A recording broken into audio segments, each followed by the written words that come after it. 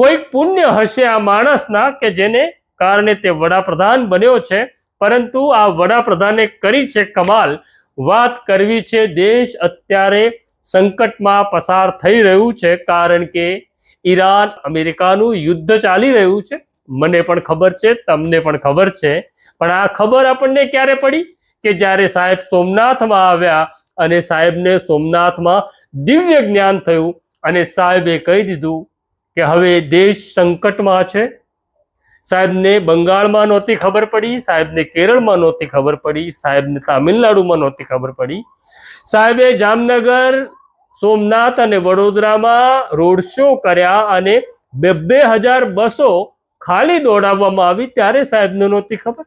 બસ મારો સ્વાર્થ પૂરો, મારી શોબાજી પૂરી, એટલે હવે હું દેશને ધંધે લગાડું અને કહી દીધું દેશને કે હવે પેટ્રોલની બચત કરો, સોનું ખરીદતા નહીં અને વિદેશ પ્રવાસ જતા નહીં. આપણે તેમનું સાચું માની લીધું.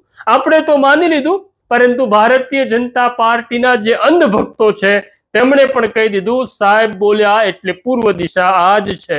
અને મહેસાણાના કાર્યકરોએ તો હદ વટાવી દીધી. તેમણે એક સમારંભ રાખ્યો અને ભાજપના કાર્યકરોએ સોગંદ લીધા કે હવે આપણે જ્યાં સુધી સંકટ પૂરું ન થાય ત્યાં સુધી વિદેશ પ્રવાસ કરવાનો નથી.